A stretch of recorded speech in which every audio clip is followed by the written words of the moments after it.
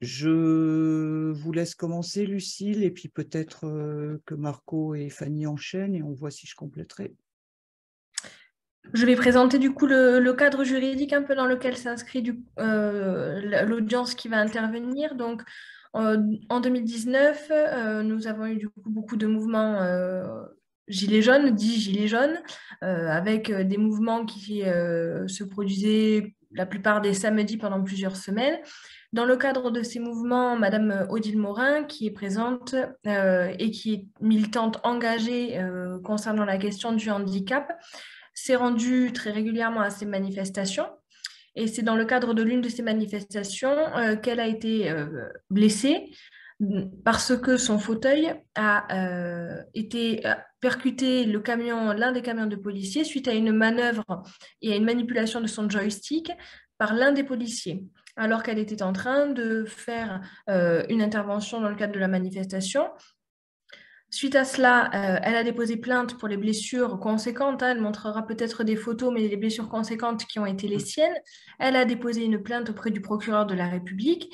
Et de façon parallèle, les policiers ont, eux, déposé plainte pour violence, car dans le choc, les deux policiers qui étaient en train d'essayer de manipuler le fauteuil ont été blessés également. Non, en fait, pour être tout à fait précise, il y Il y a en a un un qui a été policier qui a blessé. chuté, mais on n'a Exactement. aucune preuve de blessure puisqu'ils n'ont produit aucun élément attestant de blessure. Mais en Mais dans fait, le il y en a un cadre, qui a mais dans le chuté. cadre de la procédure, Ouais. c'est pour cela que vous êtes malgré tout poursuivi, c'est pour les deux policiers et non pas pour un seul. Mm. Donc, dans le cadre de cette procédure, Madame Morin, sa plainte est restée lettre morte pendant un certain temps. Ça a mis beaucoup de temps à se déclencher, à ce que la suite des procédures, à ce que les investigations se produisent. Et ça a été des investigations qui ont été très partielles.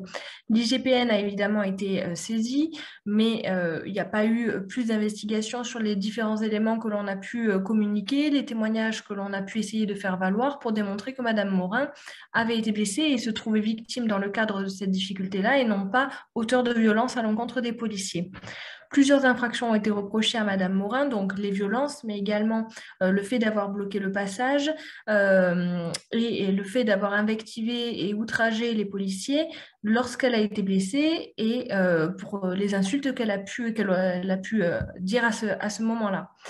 Il y a eu une première audience qui est intervenue en fin d'année 2019 à l'encontre de Madame Morin, pendant que l'enquête pour la plainte qu'elle avait déposée continuait de se dérouler. Elle a été relaxée pour deux des chefs de prévention, à savoir pour l'outrage. Elle a également été relaxée pour le chef de blocage qui lui était reproché du camion lanceur d'eau. Mais en revanche, elle a été condamnée pour les violences à l'encontre des policiers.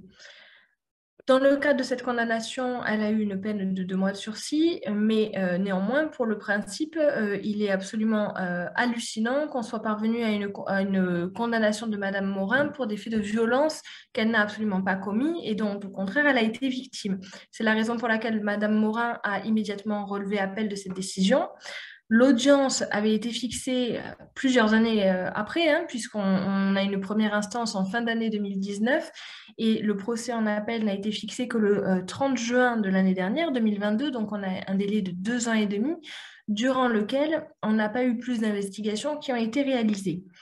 La problématique principale également pour la première instance qui s'était déroulée, c'est qu'on avait demandé à cette occasion-là, alors c'était Maître Pascal Nakache qui assistait Odile Morin lors du premier procès, mais il avait été demandé dès ce premier procès un complément d'investigation justement pour que, à minima, l'ensemble des éléments que nous avions à notre disposition, témoignages, vidéos, etc., puissent être exploités et puisse permettre justement d'avoir un procès, disons, équitable, avec des garanties, une véritable garantie des droits de la défense. Ça n'a pas été autorisé. Dans le cas de la première instance, on a une condamnation qui s'est faite sans même que l'on aille sur le complément d'investigation qui aurait éventuellement permis d'en savoir plus sur la réalité ou non de l'infraction qui était reprochée à Madame Morin.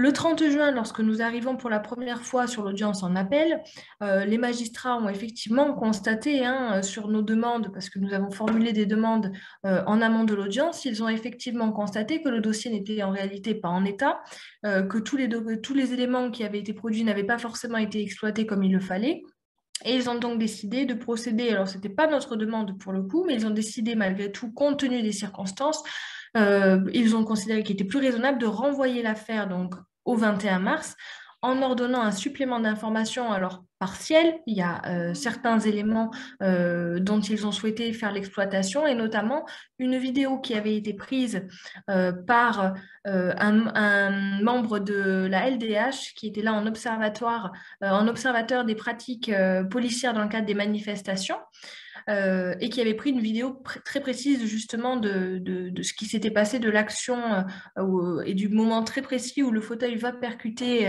le camion de policiers. Et cette vidéo-là, justement, a pu faire l'objet d'une exploitation. Elle a pu être visionnée, elle a pu être certifiée parce qu'on l'a confiée à la police, et elle a pu être du coup intégrée au dossier. Il aura donc fallu près de 3 ans, alors 3 ans après 4 ans après la manifestation et presque 3 ans de procédure finalement pour que ces éléments-là soient pris en considération. On arrive donc en appel avec une procédure qui est malgré tout un petit peu plus complète que ce qu'elle était en première instance, avec la volonté de faire innocenter Madame Odile Morin pour les faits de violence qui lui sont à ce jour les seuls reprochés. Le parquet, il faut le préciser, n'a pas relevé appel des relaxes qui ont été prononcés en première instance concernant les 2 autres chefs de prévention. Donc à l'heure actuelle, il ne reste vraiment plus que le chef de violence retenu à l'encontre de Madame Morin, et tout le débat va se porter sur Madame Morin a-t-elle été auteure de violences à l'encontre de ces 2 policiers.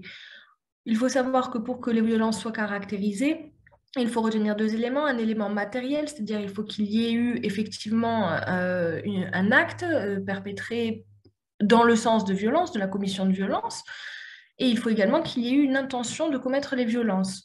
Or, dans ce dossier, on voit très clairement dans la vidéo que le policier, lorsqu'il intervient, touche le joystick de contrôle du fauteuil roulant de Madame Morin, et que ce n'est absolument pas Madame Morin qui est rentrée dans les policiers.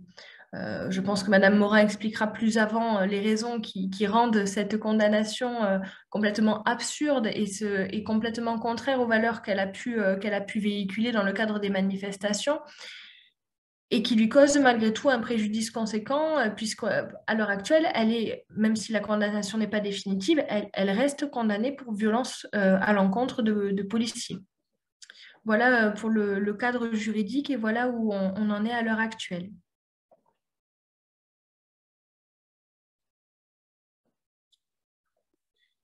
Alors, je propose que Marco peut-être dise un petit peu quel est le travail que Amnesty International a fait et comment je me suis retrouvé finalement à figurer dans le film Présumé coupable, qui évoque 3-4 situations de personnes condamnées alors qu'elles avaient mené des actions uniquement pacifiques. Oui, merci pour cette invitation d'abord. Et justement, oui, je voudrais parler un peu de justement le contexte dans lequel votre cas se situe.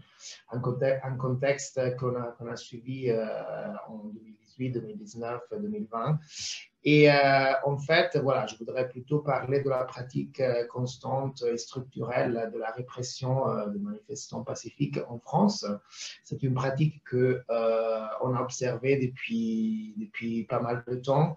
Déjà en 2015, en fait, avec l'état d'urgence, donc les mesures d'urgence, on a travaillé justement sur, on a mis en avance comment les mesures d'urgence ont restreint d'une façon disproportionnée la liberté de réunion pacifique. Et puis, en fait, encore, à cette époque-là, c'était plutôt les manifestations contre la loi travail.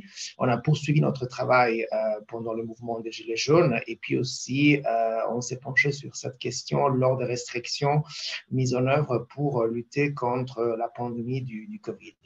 Et donc, on a suivi, en fait, les pratiques législatives et politiques concernant, en fait, ce thème en France pendant maintenant quelques années.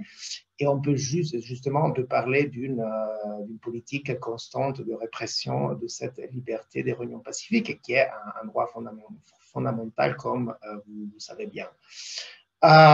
Donc, en fait, on a observé en fait, voilà, cette répression, normalement, a eu lieu à travers des lois, dans des lois, en fait, qui existaient déjà avant le mouvement des Gilets jaunes, mais aussi des nouvelles lois qui ont été mises en œuvre plutôt en 2019. Donc, la loi dite anti-casseurs d'avril 2019 qui a introduit, en fait, des nouveaux délits, notamment le délit de dissimulation du visage, mais aussi, en fait, en 2019, il y a une extension des conditions du contrôle judiciaire et aussi une extension des crimes et des délits pour lesquels, en fait, les juges peuvent donner une peine complémentaire. Et en fait, c'est cela aussi que Madame Morin a eu en 2019. Donc, en décembre 2019, elle a eu une peine complémentaire et donc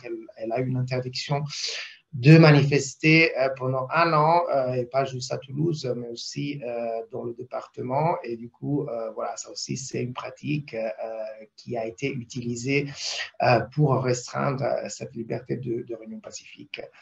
Donc, on a un bilan quand même, bon, évidemment, les données sont parfois limitées, mais en effet, c'est un bilan plutôt vraiment très, très lourd qu'on a de cette répression.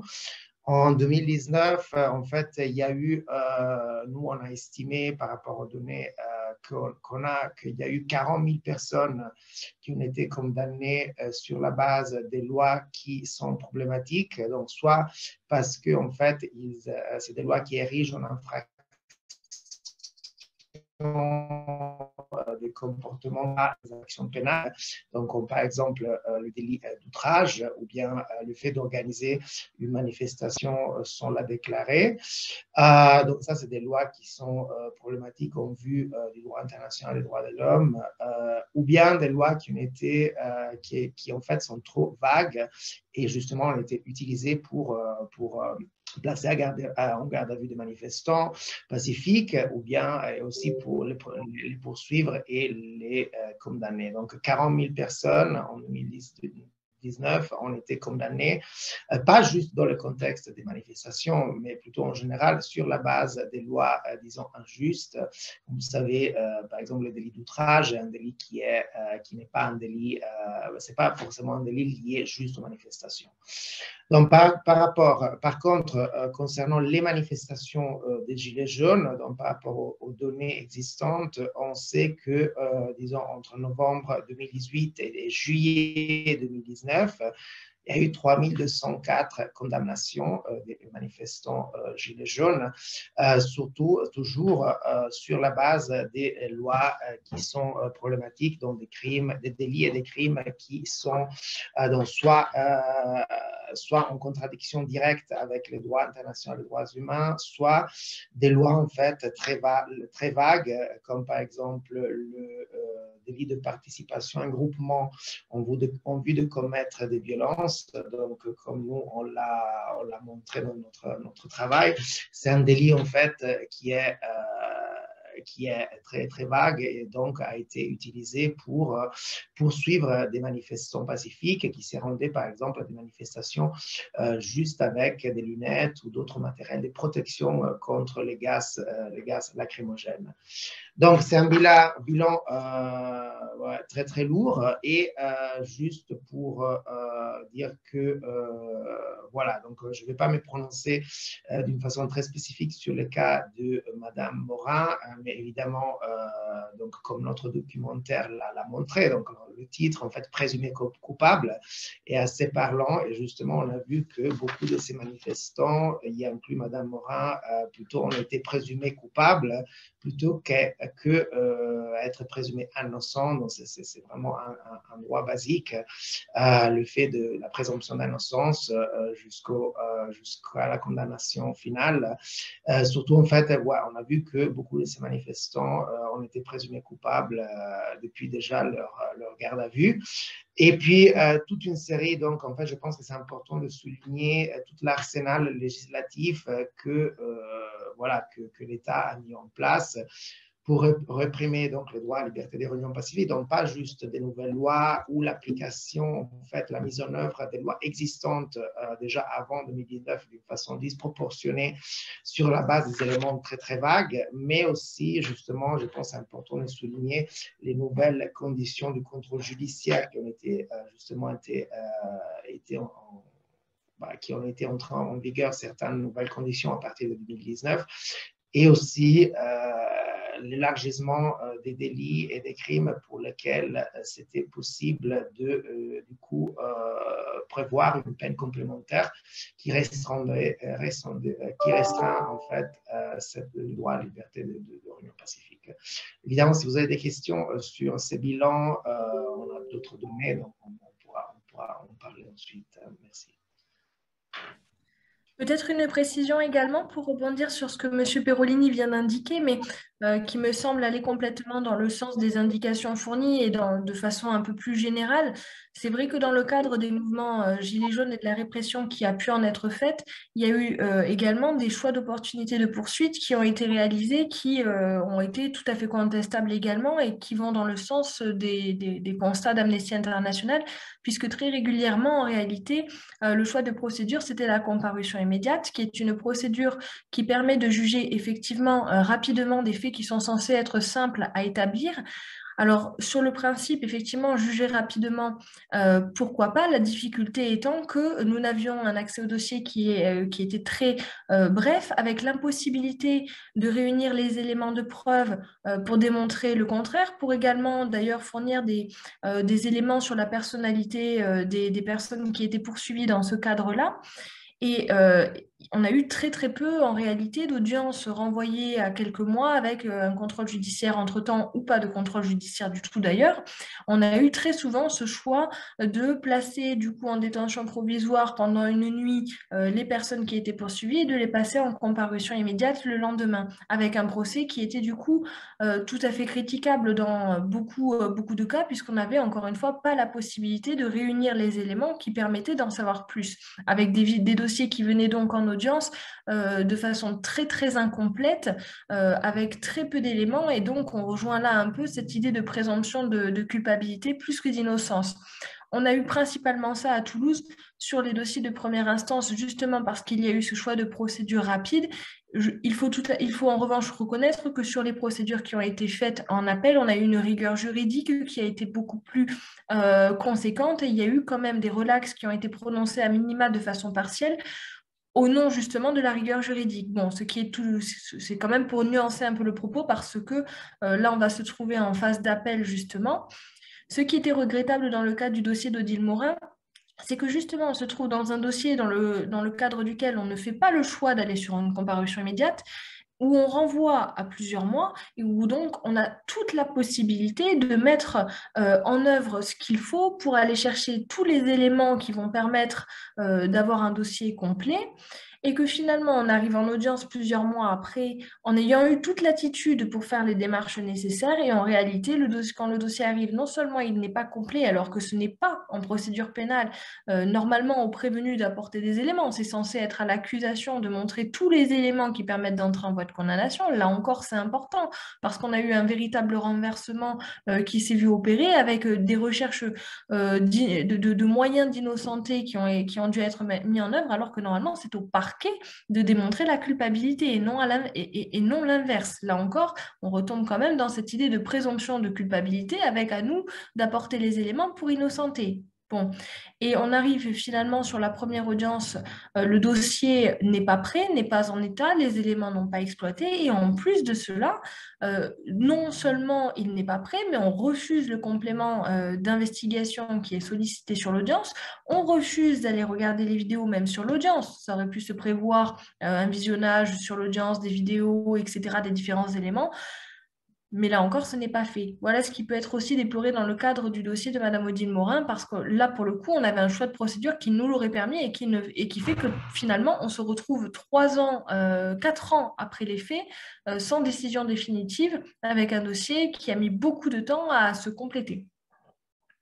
Et avec, je précise que dès le départ, dès que j'ai été convoqué au commissariat, où je me suis d'ailleurs retrouvé face à 4 policiers. J'étais venu sans avocat tellement, voilà, l'accusation me paraissait ridicule et je n'avais, je dois dire, pas l'habitude d'être confronté comme ça à la police. C'était la première fois que j'étais convoqué dans une telle affaire.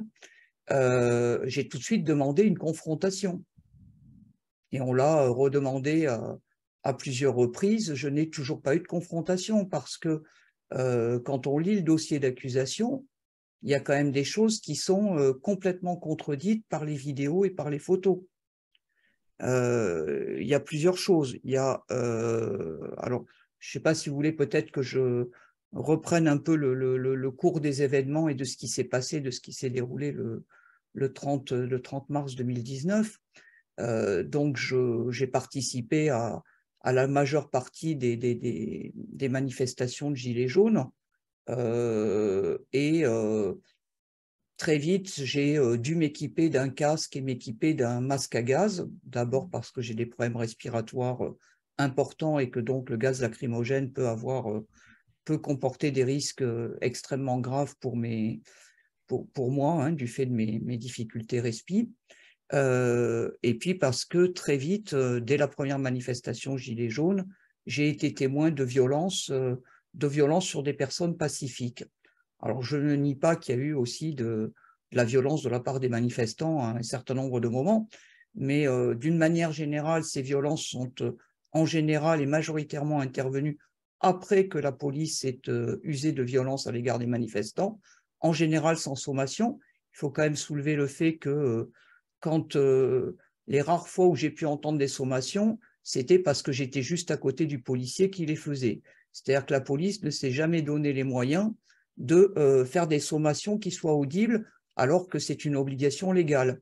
C'est-à-dire que quand on a un petit mégaphone dont la puissance ne permet pas d'être entendu de la majorité des manifestants, c'est que déjà on ne veut pas faire des sommations qui respectent la règle.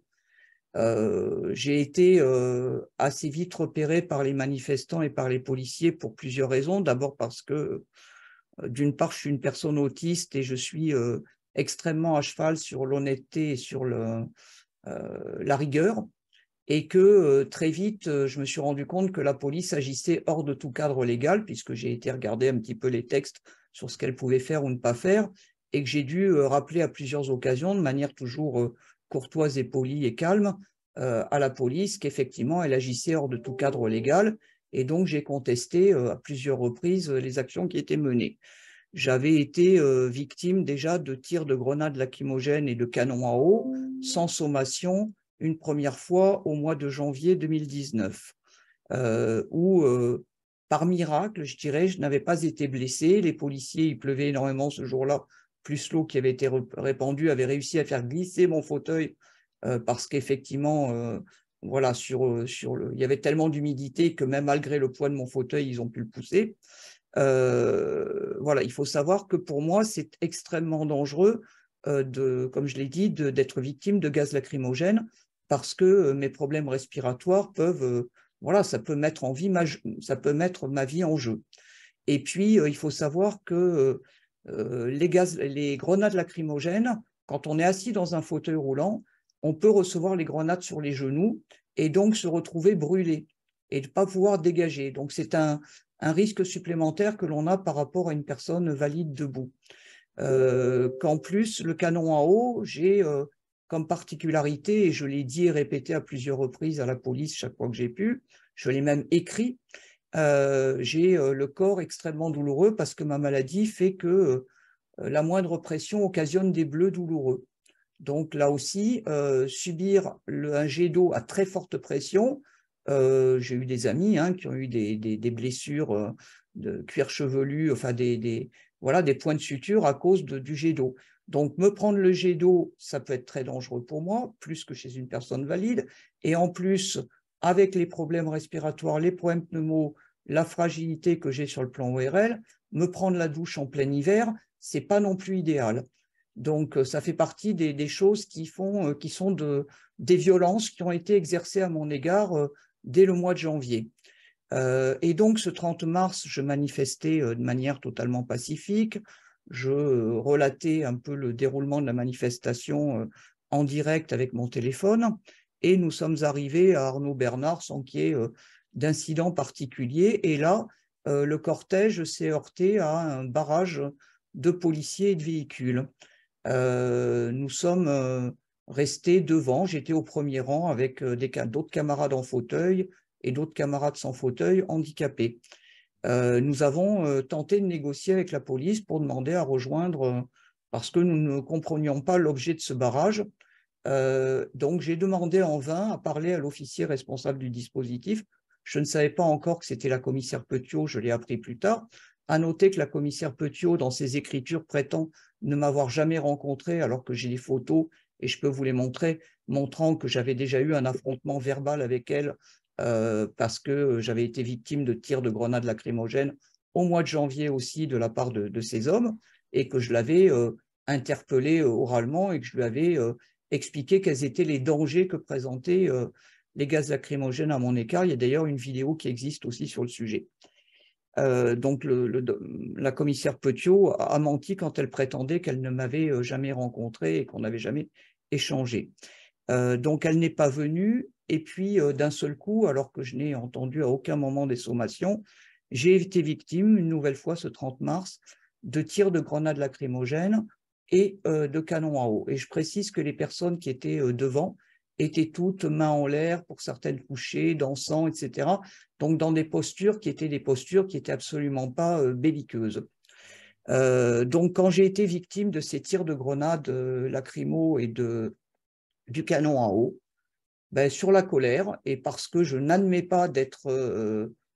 parce que c'est ce qu'a expliqué Marco, c'est-à-dire que la manière, le comportement de la police, outre l'aspect judiciaire, le comportement de la police a été un comportement qui était destiné à dissuader qui que ce soit de venir manifester. Et comme ben, je n'ai pas l'habitude qu'on m'impose des choses sans les justifier, effectivement, j'ai utilisé le seul moyen que j'avais de protester, c'était celui de bloquer le passage du canon à eau en restant devant et en refusant de bouger. Là, il y avait plusieurs possibilités pour la police. Soit, et là aussi, on en revient aussi au cadre légal, soit la police, les policiers sont formés au handicap, puisque c'est une obligation qui date de la loi de 2005, et donc ils auraient dû être en capacité de discuter avec moi et d'agir sans violence, parce qu'il y avait moyen, et je ne vais pas le dire ici, de déplacer mon fauteuil sans me mettre en danger et sans me blesser, mais ce n'est pas le choix qu'ils ont fait. Le choix qu'ils ont fait, c'est de me menacer et après de déplacer mon fauteuil par la force. De quelle manière? Il y a eu une première tentative qui a consisté pour un des policiers à mettre sa main sur ma main et à piloter mon joystick, et je suis parti très violemment à pleine vitesse de mon fauteuil contre le trottoir. Ça, c'était encore sur le boulevard. Et là, il y a une vidéo qui le montre, il y a des photos. J'ai réussi à me retenir, mais j'ai été quasi éjecté de mon fauteuil, ce qui aurait pu être extrêmement grave pour moi. Toutes mes affaires ont été jetées par terre. Et ça, c'est parce qu'un policier a pris la commande de mon fauteuil roulant, qui est quand même assez vif hein, comme fauteuil roulant, qui peut aller jusqu'à 10 km/h, et qu'il m'a mis en danger, alors que c'est à longueur de manif que j'avais rappelé quels étaient les dangers, que mon joystick, personne ne devait le toucher, que moi seul devais le toucher, et que donc c'était un acte particulièrement violent. Et donc, ben, comme je suis quelqu'un d'obstiné, et ça je l'admets tout à fait, après ce premier incident, ben, j'ai redoublé de colère et je suis allé me repositionner devant le canon à eau une nouvelle fois pour entraver sa circulation. Et puis j'ai de nouveau été dégagé. J'ai eu affaire à un policier qui, parce qu'il m'a agrippé à plusieurs reprises, hein, d'ailleurs je pourrais vous montrer un des énormes bleus qu'il m'avait fait sur le bras en m'agrippant, s'est amusé, alors que je criais parce que j'avais mal, à se mettre à crier lui aussi à son tour, alors que je ne le touchais pas et que les vidéos le montrent aussi. Je ne sais toujours pas si c'est un des policiers qui m'a accusé, puisque je sais, j'ai repéré quel était le policier qui avait porté plainte contre moi, mais il y a un deuxième policier qui m'accuse de l'avoir blessé avec le cale-pied de mon fauteuil au genou, je ne sais toujours pas qui c'est, je ne sais toujours pas à quel moment de la manifestation, je ne sais toujours pas dans quelles conditions. Je sais simplement que ce monsieur affirme que je l'ai blessé volontairement au genou. Il affirme aussi que je suis rentré à plusieurs reprises dans le canon à eau. Or, il y a quand même quelque chose qu'il faut expliquer là sur le fonctionnement de mon fauteuil roulant et qui montre que c'est impossible. Pourquoi c'est impossible? D'abord parce que la hauteur de mon cale-pied, à moins que la personne soit naine, c'est impossible que j'ai pu toucher ses genoux. Voilà. Ou alors je l'aurais touché avec mes genoux et à ce moment-là, j'aurais d'énormes bleus sur les genoux, ce que je n'avais pas. Les bleus que j'avais étaient essentiellement sur les cuisses, sur les bras et sur le haut du corps. Donc, il est impossible matériellement que j'ai touché un policier au genou. Et de surcroît, on le voit, hein, tous les hommes qui étaient engagés dans le dispositif portaient des jambières, des genouillères, etc. Donc, même si j'avais réussi à toucher ses genoux, il était impossible matériellement que je le blesse. Voilà. Et donc, ce qui s'est passé, c'est qu'après, ils m'ont de nouveau dégagé et ils se sont engagés dans l'avenue Honoré-Serre. Et là, j'ai remonté la file des véhicules qui m'avaient dépassé parce que j'ai dû souffler un petit peu entre-temps. Et j'ai remonté et là, je me suis trouvé face à plusieurs policiers et à la commissaire Petiot qui se sont mis devant moi et qui donc ont stoppé ma progression. Ah, il y a Jean-Marc Maillès-Conto. Voilà, oui. Bonjour, j'accueille Jean-Marc Maillet-Conto, qui est journaliste sur En Direct, qui est un magazine en lien avec le handicap. Oui, Jean-Marc, on a commencé, je poursuis, hein, je te répondrai à tes questions ultérieures si besoin. Je racontais ce qui s'était passé après que mon avocate et que Marco Perolini d'Amnesty International soient intervenus. Donc, j'arrive dans l'avenue Honoré-Serre, plusieurs policiers devant moi qui étaient en train d'arrêter quelqu'un. Et il y avait donc à droite de la chaussée le canon à eau devant et d'autres véhicules derrière. Et moi, je suis stoppé avant le canon à eau. Les policiers étaient entre le canon à eau et le camion de police qui était derrière. Ils me stoppent, je m'arrête, je coupe le moteur. Je reste un bon moment sans pouvoir passer, hein, puisque si j'avais voulu passer, il aurait fallu effectivement que je rentre dans les policiers, ce qui n'était pas du tout ni ma volonté, ni mon intention, ni voilà, puisque je précise qu'au-delà de la police même, je suis quelqu'un qui défend la non-violence, même si ça devient de plus en plus difficile dans le contexte actuel, mais je suis quelqu'un de non-violent, je déteste la violence, que ce soit vis-à-vis de la police ou de qui que ce soit d'autre, et donc il était hors de question pour moi de leur rentrer dedans ou de risquer de blesser qui que ce soit. Voilà. Et donc, oui, Cassiel, je voudrais bien que vous vous présentiez, si vous voulez bien.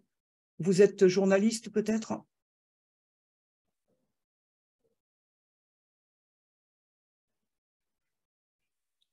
Je pense pas. Bon, je suis désolée, si vous ne m'indiquez pas pour quel média vous travaillez, je vais être obligée de couper puisque c'est une conférence de presse privée.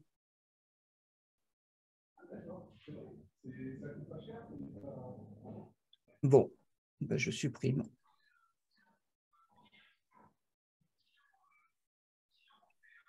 Une autre personne qui s'est déjà présentée, ouais, non, je ne vais pas l'accepter puisqu'elle n'a pas été, visiblement, ce sont des curieux. Donc, pour finir, donc j'étais stoppé par les policiers, moteur coupé, et puis j'avais toujours l'intention d'aller bloquer le canon à eau pour le principe, parce qu'effectivement, je n'ai pas l'habitude d'être brutalisé et que je voulais signifier très clairement aux forces de l'ordre que me violenter avait des conséquences.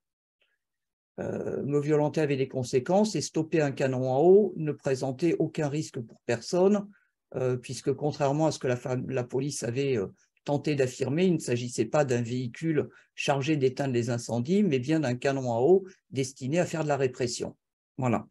Ils avaient invoqué le fait qu'il y avait un incendie. En fait, c'était une poubelle qui brûlait sur la chaussée avec aucun risque d'extension de l'incendie. Donc, il n'y avait même pas d'urgence d'éteindre, y compris avec un canon à eau. Donc, je voulais encore repasser devant le canon à eau et je ne pouvais pas.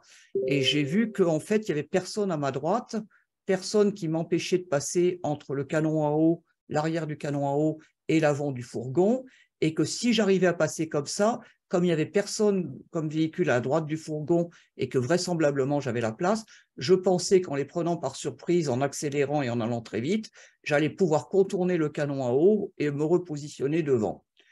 Et donc, on est resté comme ça 5-10 minutes, hein, peut-être, je ne me rends pas compte, à cet endroit-là, la commissaire Petiot ayant demandé à ses hommes de me bloquer, mais ils ne me bloquaient pas sur le côté droit. Donc, j'ai rallumé le fauteuil et j'ai tourné pour pivoter et partir sur la droite, et j'ai accéléré à fond. Et ce que je n'avais pas vu, c'est qu'il y avait 2 policiers derrière moi qui visiblement cherchaient à voir comment immobiliser mon fauteuil, et ils n'ont pas trouvé. Et ces 2 policiers, donc quand j'ai accéléré brutalement et tourné vers la droite, se sont mis à courir derrière moi et à bouger en même temps. L'un à ma gauche, donc au départ ils étaient derrière, et donc en accélérant le temps que je pivote, un s'est mis à ma gauche, un autre s'est mis à ma droite. Et nous étions à 3 mètres du fourgon dans lequel je me suis écrasé, 3 mètres du canon à eau. Et j'avais largement la place, il y avait 2-3 mètres pour passer entre les 2 véhicules, donc j'avais largement la place.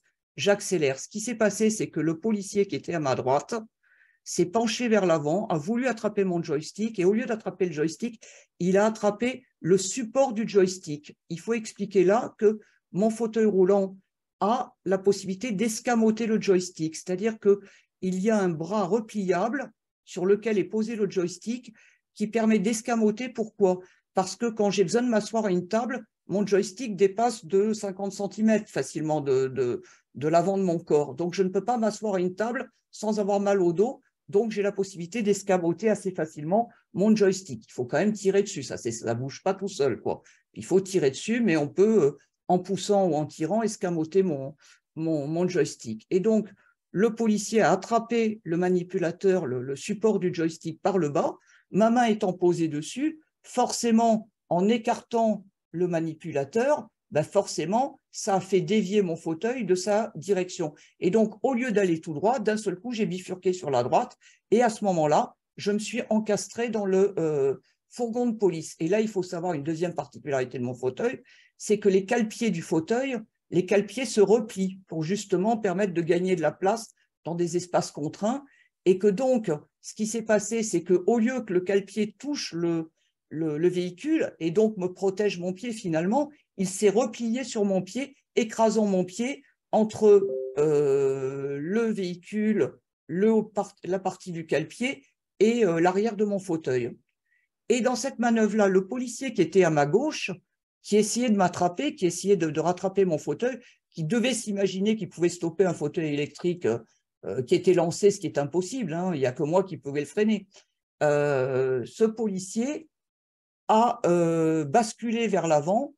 Alors, je ne sais pas s'il a basculé en déséquilibre parce qu'il essayait de rattraper mon fauteuil, ou s'il a avancé le pied et qu'il s'est pris le pied dans mon cale-pied, ça je ne le saurai jamais, il n'y a que lui qui peut le dire. En tout état de cause, il a chuté au moment où moi, je m'écrasais contre le fourgon. Il a chuté, il s'est relevé immédiatement, il est parti sans même s'inquiéter de ce qui m'était arrivé. Et donc, je sais que c'est un des policiers qui a porté plainte contre moi. Et que raconte ce policier? Ce policier raconte, et c'est ce qu'attestent les procès-verbaux, il explique qu'il était devant moi, qu'il me tournait le dos. Or, les vidéos montrent bien qu'il était derrière moi, qu'il a avancé à ma gauche et qu'il est tombé après, mais qu'en aucun cas, il était devant moi, en aucun cas, il ne me tournait le dos, et en aucun cas, je lui ai foncé dedans volontairement.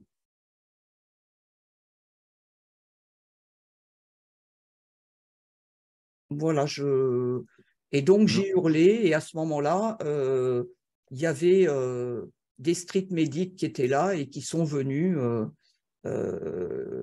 immédiatement et qui ont, moi j'avais hurlé, et qui m'ont dit de retirer la botte immédiatement, qui m'ont mis de la glace, etc. Et là, à ce moment-là, un policier, donc là j'étais en train de gueuler et puis de lancer un chapelet de jurons dont que je suis tout à fait capable, effectivement, de lancer des insultes très crues, effectivement, et j'ai continué à filmer, j'ai effectivement lancé un chapelet de d'insultes et j'ai insulté la police et insulté ceux qui m'avaient blessé. Effectivement, je ne l'ai jamais caché.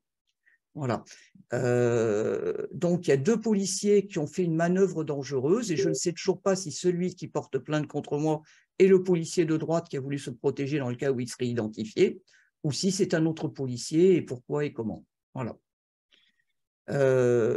En tout cas, je n'ai jamais pu avoir de confrontation avec ces messieurs, malgré nos demandes répétées, parce qu'il aurait été intéressant que je puisse être confronté à eux avec les vidéos et leurs procès-verbaux, qui auraient permis certainement au parquet de classer cette affaire et de passer à autre chose et d'éviter, alors même que le tribunal judiciaire de Toulouse est en grande difficulté en termes de moyens, hein, en personnel, en moyens matériels.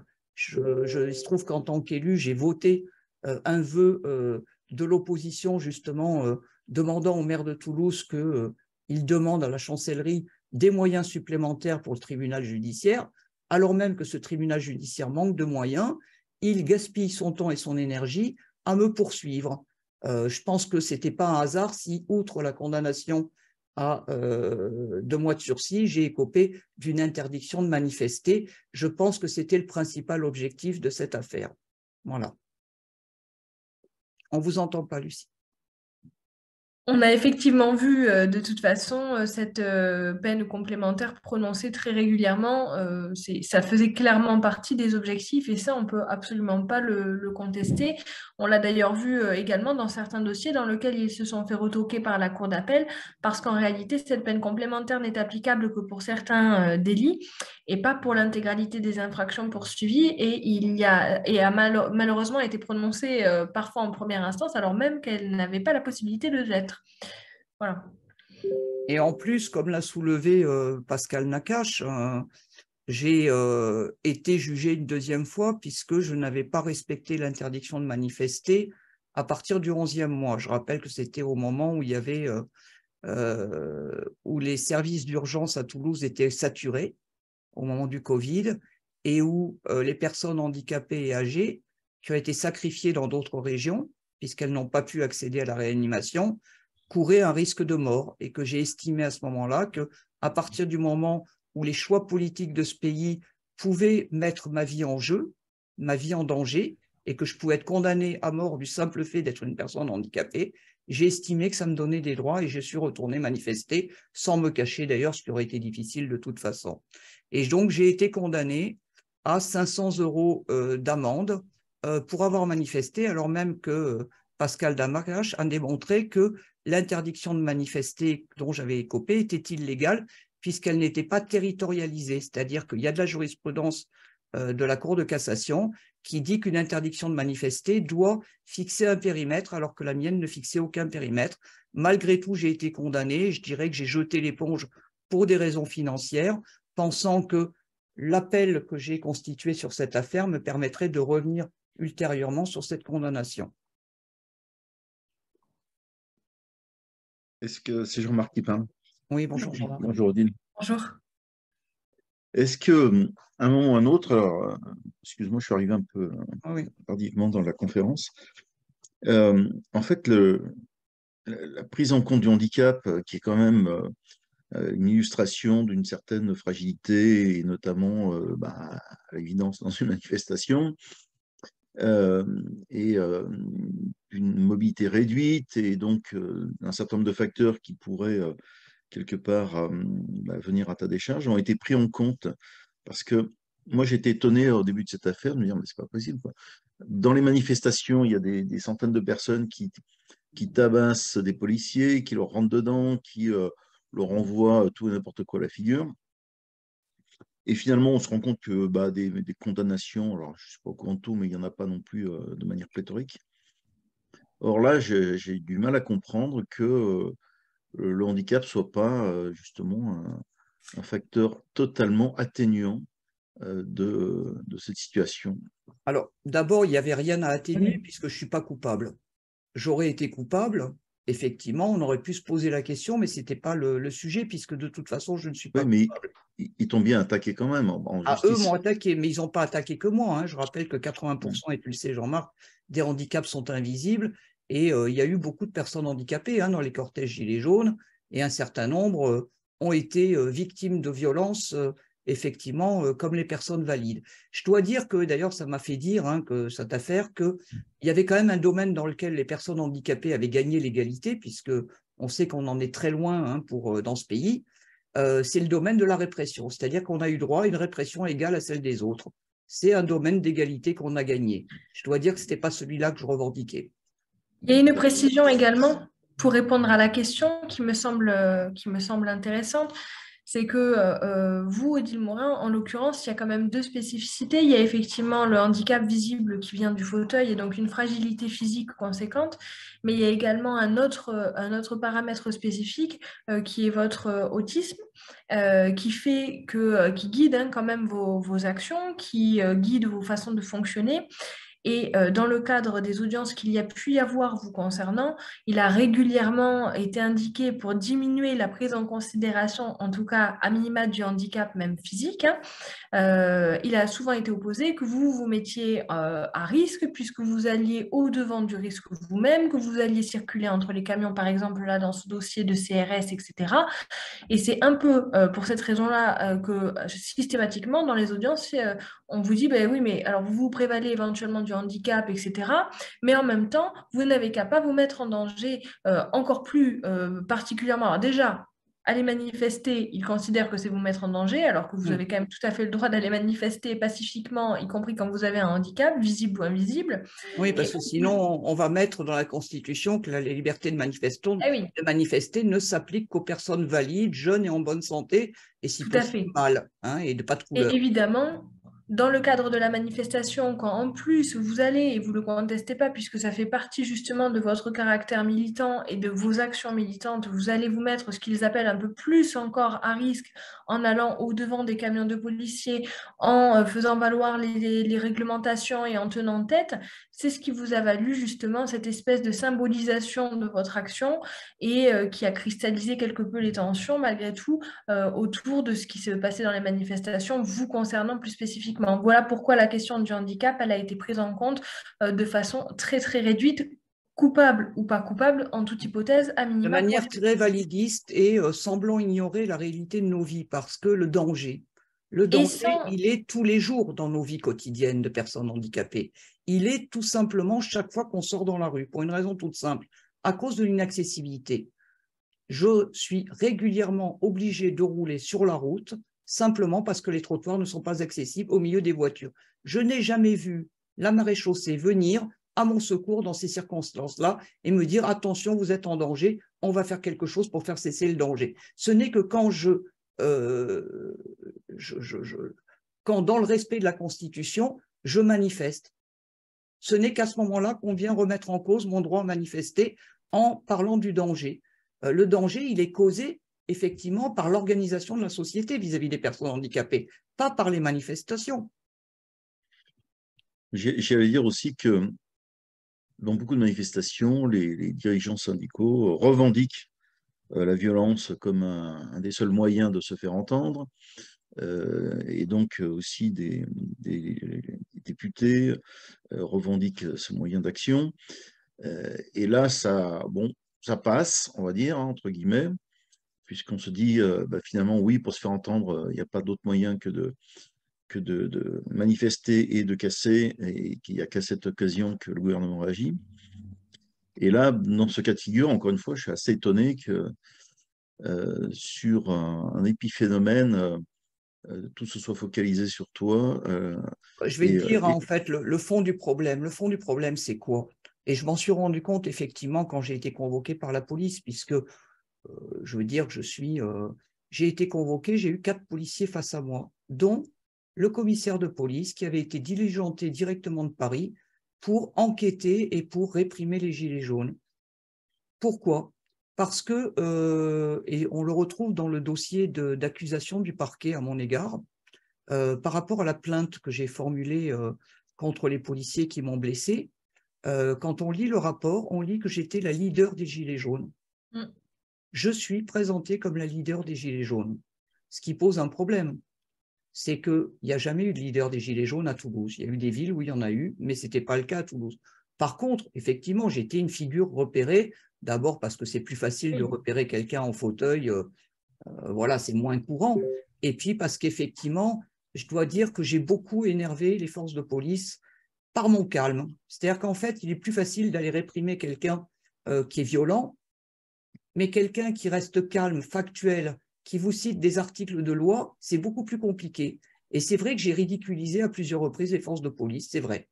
Alors, on peut m'accuser d'avoir voulu ridiculiser les forces de police. Je dois dire qu'elles s'y sont...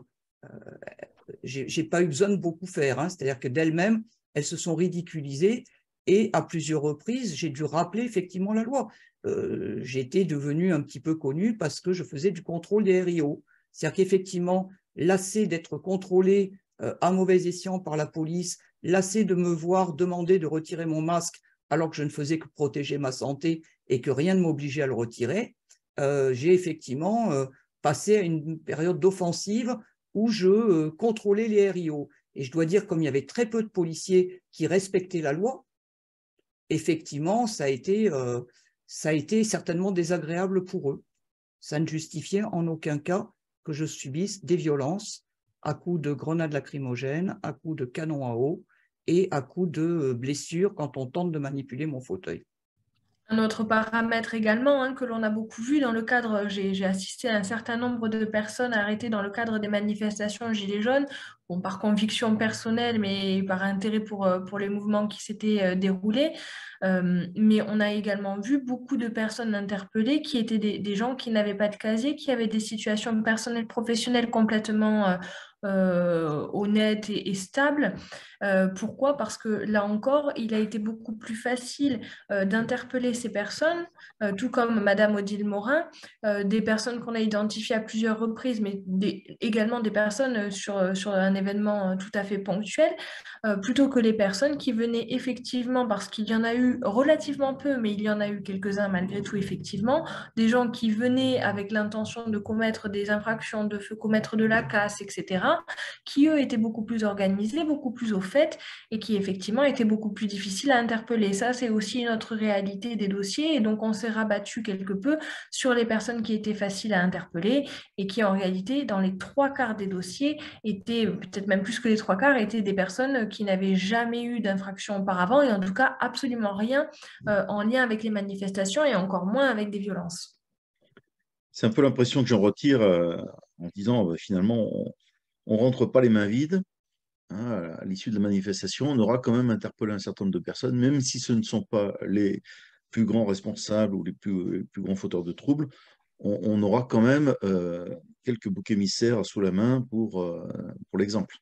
On l'a tout de même beaucoup vu effectivement sur les manifestations Gilets jaunes et je pense que ça, on ne peut pas le contester. Il y a eu énormément d'interpellations. Le samedi soir, pour être allé régulièrement dans les commissariats, c'était effectivement quasiment que ça. Et d'ailleurs, dès le samedi après-midi, on commençait à ne plus vraiment interpeller le vendeur de stupéfiants habituel, etc. Parce qu'on savait que le soir, il y allait y avoir énormément de personnes interpellées dans le cadre de la manifestation. Donc, on partait du principe que de toute façon, effectivement, on remplirait la geôle des commissariats avec des gens qui avaient manifesté. Ça, c'est quand même une réalité qu'on ne retrouve d'ailleurs pas totalement là sur les manifestations qui ont lieu actuellement et qui sont pourtant des mouvements qui sont très conséquents hein, en termes de volume de personnes qui manifestent. On est sur clairement un ratio qui est tout à fait compétitif et pour autant on a des manifestations qui ne se déroulent pas du tout de la même façon avec des interpellations qui sont relativement rares. Ouais.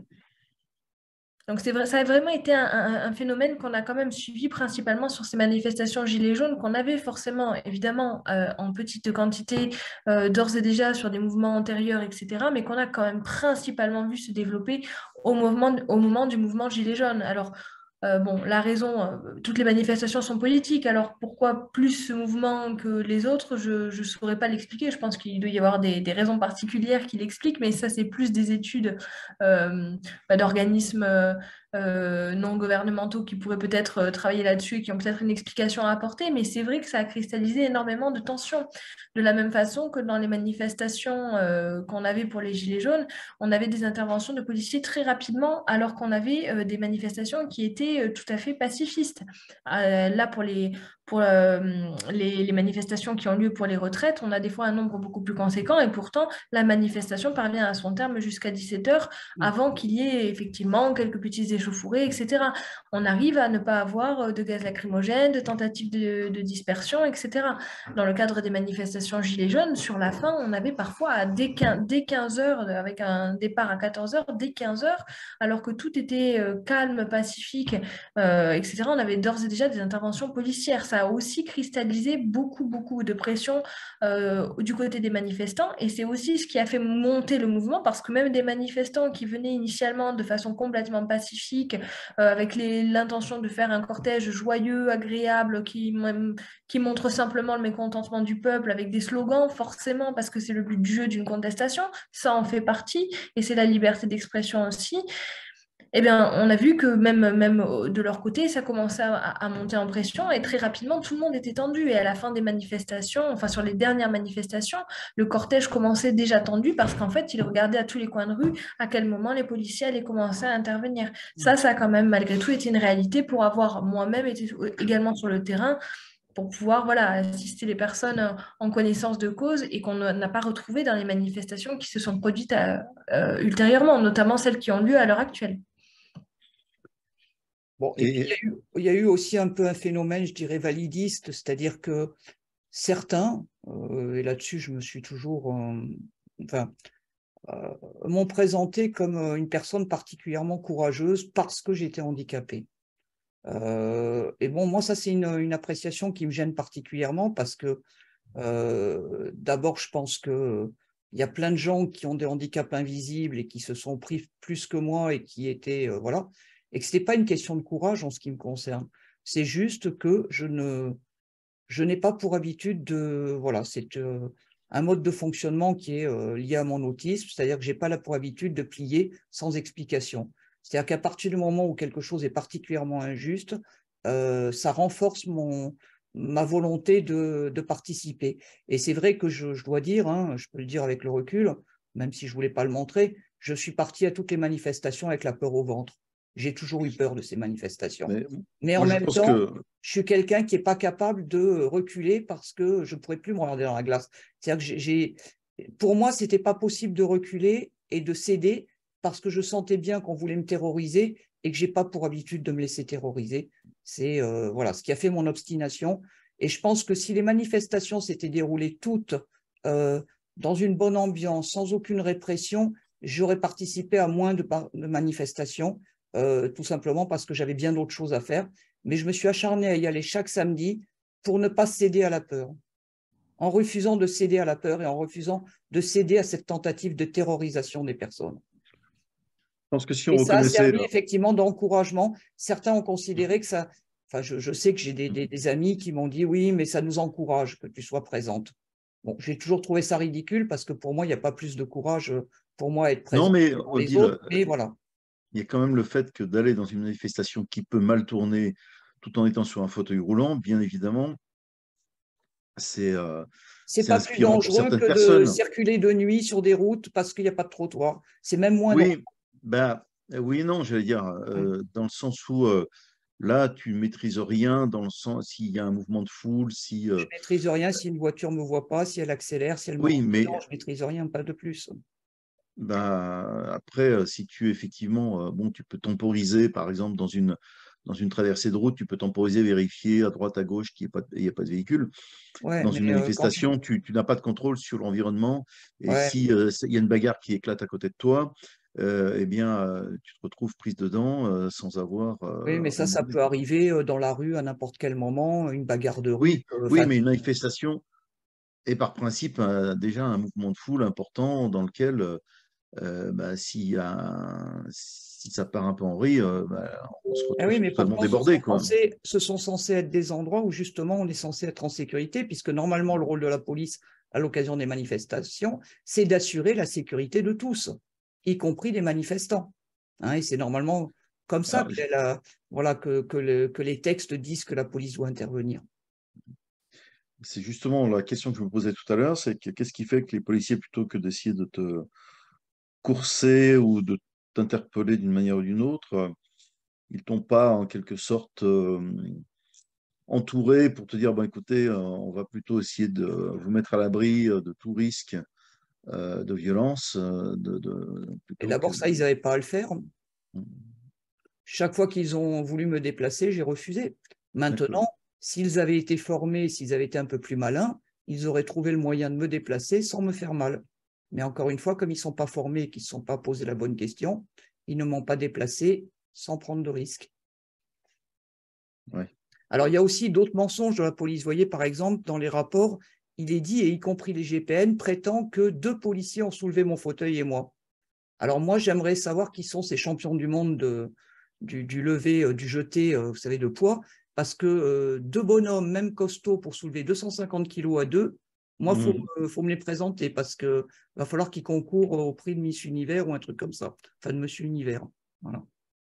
Une autre remarque également qui concerne le cadre du dossier, mais encore une fois, vous n'étiez pas encore arrivé quand on en discutait, mais effectivement, dans le cadre de l'infraction qui est reprochée à Madame Morin, à savoir des violences, il y a quand même 2 éléments constitutifs à caractériser.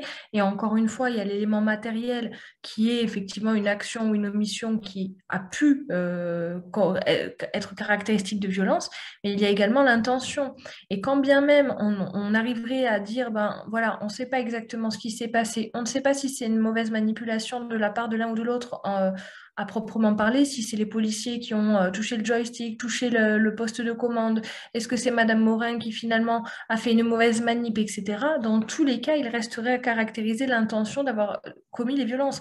Or, c'est complètement un non-sens dans le cas de Madame Morin.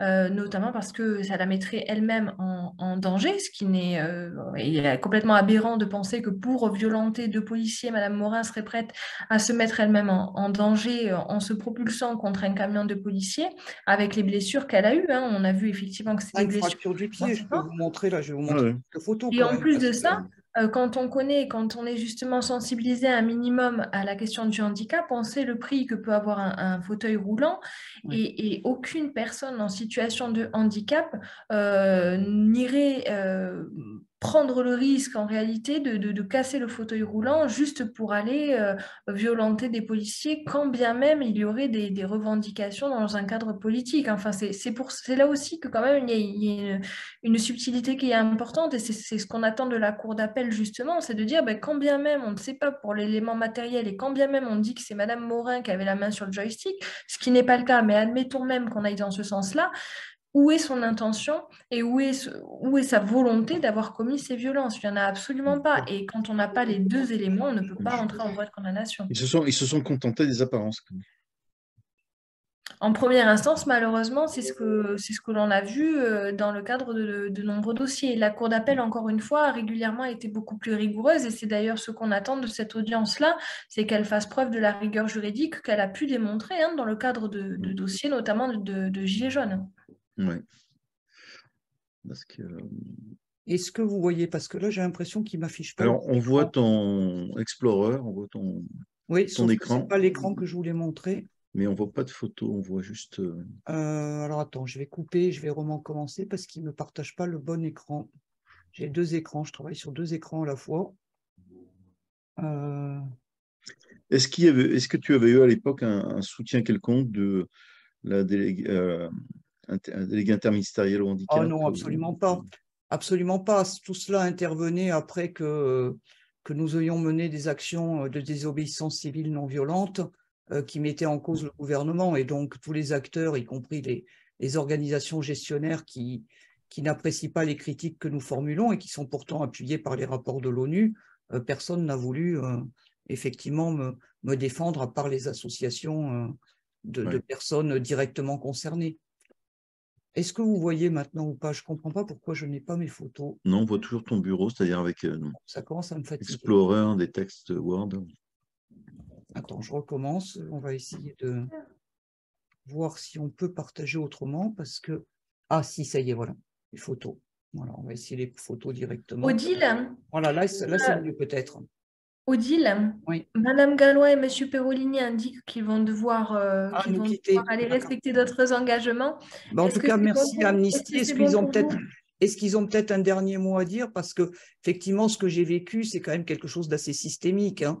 On l'a vu, et je vous invite vraiment à aller lire aller lire le rapport de Marco Perellini, mais aussi à aller voir la vidéo du film Présumé coupable, qui effectivement montre bien, au travers de 4 situations, comment l'engrenage judiciaire s'est refermé sur des personnes qui n'avaient fait que manifester pacifiquement et qui ont servi, je dirais, d'exemple pour faire peur aux autres. Où est-ce qu'on peut trouver tout ça? Alors, on peut le retrouver, écoute, tu peux retrouver tout ça sur mon site personnel.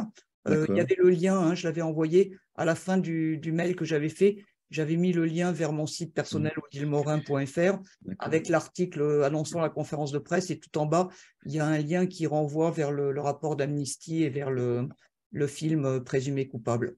Et est-ce que tu veux y mettre le film, il y a marqué YouTube qu'il a interdit aux moins de 18 ans, donc l'écran est noir, mais il faut cliquer et on peut retrouver la vidéo. D'accord. Et est-ce que vous allez y mettre, est-ce que tu vas y mettre l'enregistrement de la réunion Zoom? On va voir après avec, mais peut-être, oui.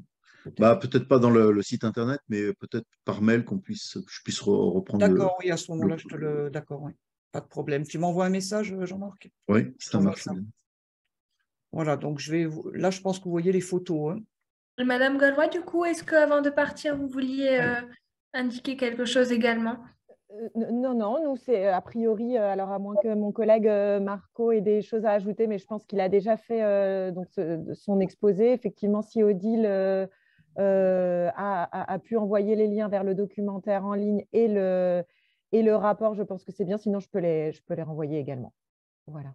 Tout à fait. Je mettrai le lien vers le rapport et tout ça. Voilà, donc au niveau des photos, ça c'est le premier incident. Ça, c'est des photos. Voilà comment étaient les gens avant que se déclenchent les tirs de grenades lacrymogènes. Et moi, je suis un peu plus à droite. Voilà, comment était la foule, main levée, voilà. Dans une posture plus que passive. Vous voyez, les gens étaient assis par terre. Voilà, on était calme et pacifique. Alors, effectivement, les gens avaient mis le masque comme moi et les lunettes parce qu'on savait qu'il y avait un risque de lacrymogène. Mais j'avais vraiment espéré, parce que ça était déjà passé dans une manifestation précédente, que les policiers aient l'intelligence de pas lancer les hostilités et que les choses finissent par se calmer. J'avais déjà eu sur le Pont-Neuf l'occasion de parlementer avec la police et d'obtenir qu'elle nous laisse passer. C'était arrivé au mois de décembre ou janvier. Donc, on était tout à fait dans cette posture-là. Donc, ça, c'est là. Hein, tout le monde avait un peu fui et moi qui suis resté devant après m'être fait arroser et tirer dessus. Alors, ça, je vais en montrer une meilleure. C'est le moment avant le choc contre le camion, mais j'ai des photos de meilleure qualité. Attendez, j'en ai d'autres. Voilà. Donc, ça, c'était au début. Hein, c'était Arnaud Bernard. Voilà, alors vous voyez mon pied en bas, hein, à quoi il ressemblait après 5 fractures. Bon, voilà les manifestants. Voilà, et les premières grenades lacrymogènes étaient tombées, elles tombaient derrière et devant. Voilà, parce qu'il y avait aussi la police, la BAC, qui attaquait par derrière. Ce que j'ai vu après dans les photos et les vidéos. Voilà, on était là comme ça. Voilà, premier tir. Alors ça, c'est au moment, voilà. Vous voyez les policiers, ça c'était un petit peu avant que j'arrive, ça a été pris de haut. Voilà, ça c'est moi. Voilà, quand je suis arrivé, voilà, j'étais comme ça. Vous voyez le camion dans lequel je suis rentré ici avec ma souris et les policiers qui me barraient le passage. Et là, le canon à eau, on ne le voit pas, mais il est ici. Voilà, et ça, c'est le moment où j'ai... voilà, on ne le voit pas, le policier, mais qui est tombé. Il y a celui de droite qui a fait bouger mon joystick et celui de gauche, on ne le voit pas, mais il est ici, il est tombé au moment du choc. Voilà, le feu qui mettait en danger toute la ville de Toulouse. Voilà, donc les gens, hein, encore une fois, dans une posture... Alors, voilà, donc on voit ici, vous voyez, le camion de police est ici, le canon à eau est ici à gauche, on voit le policier à ma gauche et le policier à ma droite. Et on voit, et on le verra mieux dans une autre photo, ce policier qui a la main sous mon joystick à la partie escamotable, et on voit déjà qu'elle est en partie escamotée puisqu'elle n'est plus en ligne. Et celui qui est à gauche, c'est le policier qui est tombé. Vous voyez qu'il n'était pas devant moi et que je ne vais pas foncer dedans. Voilà, et là, on voit bien, vous voyez, il a la main sous le joystick. On ne voit pas ma main parce qu'elle est au-dessus, mais donc forcément, quand on fait bouger le support du joystick, ben forcément, ça fait perdre sa trajectoire. Voilà. Et ça, c'est le moment où j'ai touché. Vous voyez, mon joystick était retiré sur le côté, ma main était encore sur le joystick. Mais voilà. Et le policier qui l'avait manipulé est debout là devant. Voilà. Et là, je suis rentré dedans et j'ai hurlé. Voilà. Et d'ailleurs, là encore une précision, mais ça semble en plus tout à fait cohérent et tout à fait logique, puisque, encore une fois, quand on essaye de déplacer un fauteuil, ce qui nous vient à l'esprit, c'est de le prendre par là où on peut. Là où on peut, ça semble être par les bras du fauteuil, de façon juste de simple bon sens. En réalité, c'est tout à fait cohérent. Et quand les policiers arrivent, probablement, évidemment, sans intention d'aller violenter Madame Morin, c'est pas du Oui, tout ce qui est je pense dit. Enfin, voilà. je pense que c'est important. C'est-à-dire que j'accuse ces policiers de m'avoir blessé, mais pour moi, le principal fautif, c'est la commissaire Petiot. C'est-à-dire que c'est elle qui a donné des ordres, qui aurait dû dire à ces hommes, OK, vous la bougez, mais vous le faites en faisant attention. Et comme je l'avais averti, et ce n'était pas la première fois, du danger qu'il y avait à manipuler mon fauteuil, du danger qu'il y avait à me toucher, c'est elle qui est responsable. Je ne pense pas que les policiers aient volontairement voulu me blesser. Je pense que ceux qui ont fait la manœuvre, ils m'ont accusé après pour se dédouaner, mais ils n'avaient pas forcément la volonté, c'est qu'ils n'y connaissaient rien et qu'ils ont fait des gestes qu'ils n'auraient jamais dû faire et sur lesquels leur chef, puisque c'est elle qui était responsable du dispositif, leur chef aurait dû leur dire non, vous le faites de telle manière, vous faites attention à ceci, à cela. Voilà. Et en plus de ça, dans un contexte particulier où on comprend évidemment que les policiers ont besoin d'intervenir assez rapidement sans se poser forcément beaucoup de questions parce que autour de ça, il y a d'autres interventions à assurer, etc., d'autres contrôles à opérer. Parce que justement, Madame Morin, c'est pas la personne la plus dangereuse de ce cortège, bien loin de là. Oui. Et C'est pour donc, ça par d'ailleurs qu'ils conséquent, m'avaient ils doivent oublié.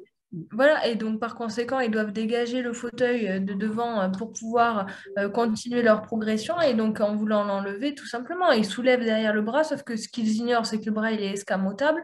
Et à ce moment-là, effectivement, Madame Morin, qui était en train d'opérer, comme elle l'indiquait, un mouvement vers l'avant, se retrouve complètement déviée de la trajectoire. En réalité, je pense que le fond de ce dossier, c'est simplement ça. Et on en vient à avoir une procédure où elle est encore en appel poursuivie malgré tout pour ces violences sans avoir été relaxée en première instance. Voilà. Alors qu'on avait quand même, encore une fois, le recul. Pour moi, je sais que, enfin, je vais être tout à fait clair, si j'avais blessé par inadvertance ces policiers, je l'aurais reconnu. De la même manière que j'ai toujours reconnu tout ce que j'ai pu faire et qui m'a d'ailleurs valu des condamnations comme l'aéroport ou le TGV. J'ai jamais esquivé mes responsabilités. Par ailleurs, je veux dire, le policier, même si le joystick s'était pas escamoté, il m'aurait pété le joystick si le joystick s'était pas escamoté. Donc, ils auraient cassé ce qui sont mes jambes, finalement. Ils auraient cassé mes jambes. Donc, la commissaire, quelle aurait dû être sa posture dans cette affaire? Elle aurait dû leur dire, par exemple, vous l'entourez de façon à ce qu'elle ne puisse plus bouger. Je n'aurais pas bougé. Simplement, ils m'ont laissé le vide sur le côté droit. Donc, effectivement, ils m'ont laissé la possibilité de partir sans les mettre en danger à quelque moment que ce soit. Et par ailleurs, donc, ils auraient tout à fait pu m'immobiliser sans me faire mal et sans quoi que ce soit. En plus, je ne sais plus ce que je voulais dire. Oui, c'est ça. C'est-à-dire qu'effectivement, les policiers ne me surveillaient plus au bout d'un moment parce que de toute façon, je ne représentais pas un danger. D'ailleurs, quand ils étaient en train d'arrêter, ils me tournaient le dos, j'aurais pu leur rentrer dedans, etc. Et je précise aussi qu'un fauteuil roulant, ça peut être dangereux dans l'absolu. C'est-à-dire qu'un fauteuil roulant, par exemple, dans une manifestation avec des personnes qui sont en petits souliers, je peux les toucher aux chevilles. Des fois, ça arrive, hein, je dois dire. Ça arrive, les gens reculent, ne me voient pas, se prennent dans mon cale-pied, ou j'avance et d'un seul coup, ils stoppent et je les cogne un petit peu. C'est déjà arrivé, ça fait partie des choses qui arrivent, et Jean-Marc le sait puisqu'il est en fauteuil roulant, ça fait partie des choses qui arrivent avec un fauteuil électrique. Par contre, là où il y a une impossibilité vis-à-vis des policiers, c'est qu'eux ont des protections aux chevilles, des protections aux jambes, des protections aux genoux. Donc, même si je les avais touchés involontairement, je veux dire, ils n'auraient pas été blessés. D'ailleurs, il faut quand même préciser qu'à aucun moment, les policiers n'ont produit de certificats médicaux, de documents du légiste ou même de simples certificats médicaux. Jamais. Non, je pense qu'en fait, ils t'ont sans doute jamais pris pour un danger. Ils ont été surpris par ton audace. Et aujourd'hui, évidemment, ils ne voudraient pas, eux, être accusés d'avoir agressé ou mis en danger une personne en situation de handicap, parce que ça la foutrait mal. Et donc, ils se barricadent tant qu'ils peuvent derrière Et puis, je pense que la hiérarchie, parce qu'il semble théorie que, actuelle, quoi. quand on lit d'ailleurs les rapports, ce n'est pas eux qui sont venus porter plainte. C'est on les a appelés parce qu'on avait entendu dire que, et on leur a demandé de venir témoigner. Ah oui, je ne pense pas que d'eux-mêmes, Voilà. un phénomène aussi banal que ça, parce qu'ils en voient d'autres quand même dans les manifestations, ils se soient d'eux-mêmes précipités pour les porter plainte. Hein. C'est évident. Voilà, oulala, il va falloir que je vous laisse parce que j'ai... Oui. Moi également, car j'ai audience. Eh ben, En bon tout cas, courage merci à toutes. Est-ce que, Brice Vidal, vous avez quelque chose à demander ou pas? A priori, non. Bon, ben écoutez, je vais couper et je vais vous... À bientôt, Odélie. Et puis bon, je vais me référer à ton mail là, pour récupérer les liens. Et Voilà, tu m'envoies un mail si tu veux et je t'enverrai le lien vers le rapport. le lien du Je Zoom. pense. Merci. Merci. Merci, Bon Monsieur courage. Vidal. Merci, Odile. Si Merci, on peut Monsieur essayer de Maillard. s'appeler juste derrière, maître, si vous voulez bien. Au Pardon? revoir. Si vous pouvez m'appeler juste après, si c'est possible. D'accord. Merci. À tout de suite. À tout de suite.